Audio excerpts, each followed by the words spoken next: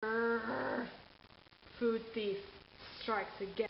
Getting so sick of living somewhere where a food thief can get to me. I cannot wait to have a real house with like a real lock on the door so strangers can't just walk in from the rest of the building and steal your cheese or your wasabi, because that was another upsetting incident. Who steals wasabi?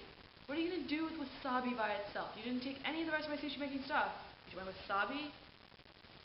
I actually want to kill the food thief, like with my bare hands, to death. Kill.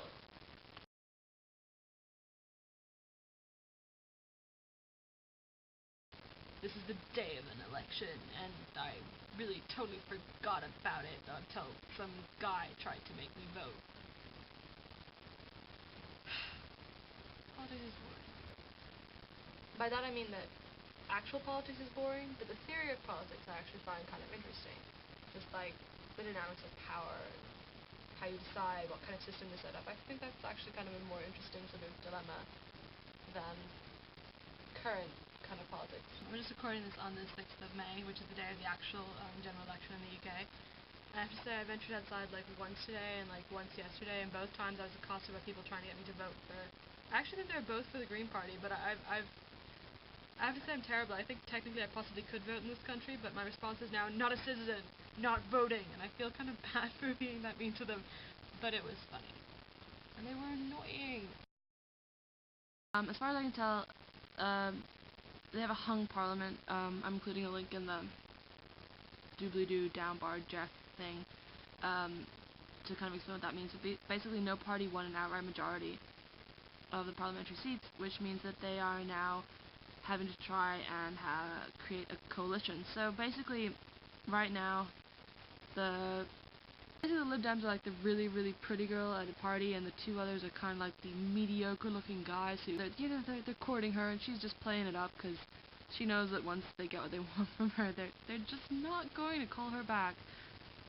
But this part of it should be fun. Yesterday, Gordon Brown stepped down as the head of the Labour Party, so he's like definitely out of British politics pretty soon. And this part of it's actually really fun for me. I'm really enjoying the results part of it because it's kind of exciting. I have notes. Okay, in response to Emma's point about dual citizenship, I wanted to say that I'm also a dual citizen, and I was born in Ireland, and I can vote there, and I do vote there, but I'm also an American citizen. I mean, I think the thing that's very different for me than for Emma about being an American citizen is that I've never lived in the States, and therefore for me I really don't feel like I've earned the right to exercise my citizenship.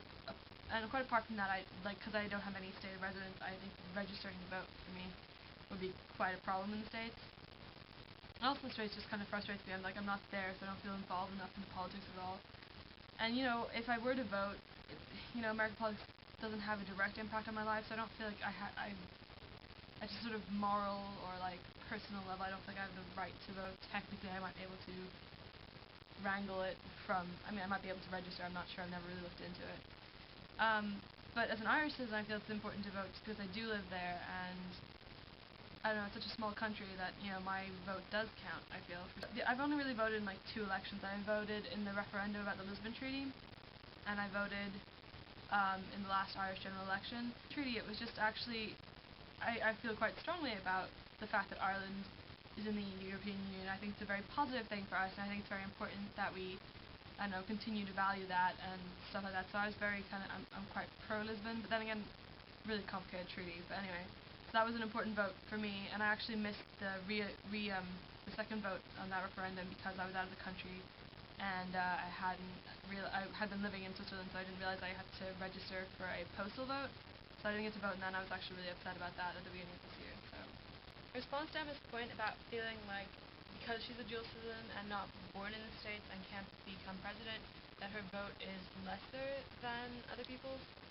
I mean, I'm kind of in the same boat being an American citizen who wasn't born there. I think if I lived in the States, even though I couldn't become president, I'd still vote. But given that I have absolutely no desire to ever be involved in politics, like as a political actor, I'm really okay with that because I don't feel like my dual citizenship is the thing that means I wouldn't be interested, wouldn't get to a position like that. The fact that I really don't want anything to do with a position like that is more what would get in my way. So it's really more of a my personality and who I am thing that short circuits it. So I thought it was interesting that you felt like your vote was worthless, though. Not worthless, but worth less.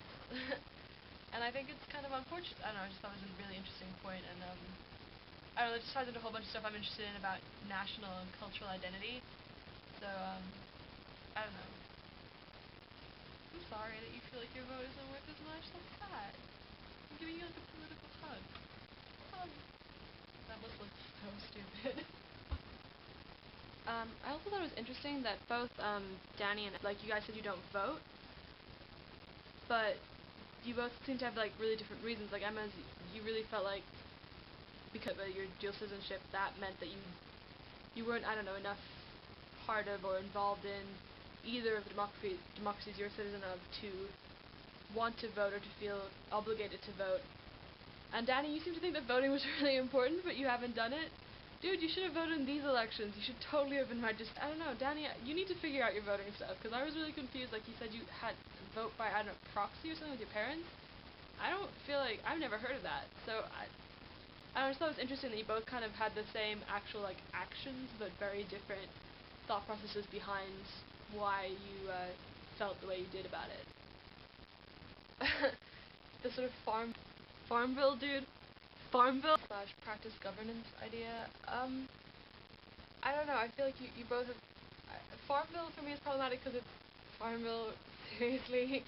But I get the point. I have more problems with Emma's suggestion that you kind of ship off would-be politicians to deal with like less developed countries, because development issues are inherently political issues, and I really, really, really don't believe that so-called more developed countries have the right to just swan in and get politically involved, and I feel like, in fact, that kind of interference has really made a lot of those situations worse.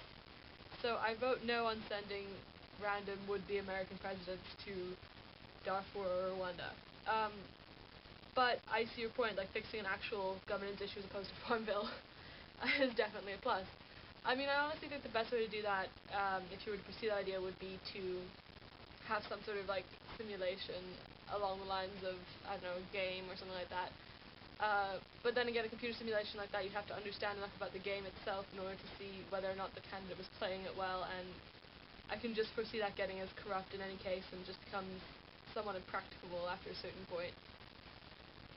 Because it would have to be public enough that everyone could like just monitor what was done and what was being said and who was doing, you know, just that kind of thing. It would just, I feel like it would just get as unwieldy as elections and would almost be just projecting the problem to a different form as opposed to really dealing with the actual problem itself.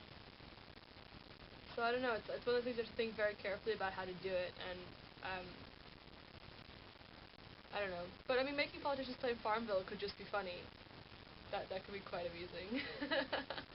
So I vote we do that.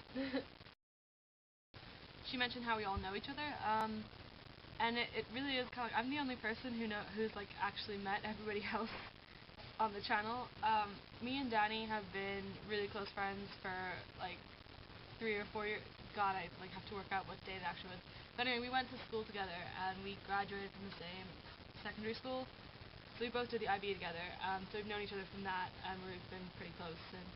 And then I met Emma and Mary last year, and Mary and I both left, so I haven't seen Mary in a while either. But I did see Emma kind of recently because she came to visit me in Norwich, which was fantastic. I just wish Mary could have come to visit as well, and I think she might do next year. Hopefully. Mary and Emma have never met Danny, and they don't really know him yet, so they're getting to know each other on this channel, which is kind of interesting for me to watch my friends get to know each other. I've just noticed that I think that our channel title must be like a message from the universe, because it turns out that like all semester / year I've had this lurking with all my towels and sheets.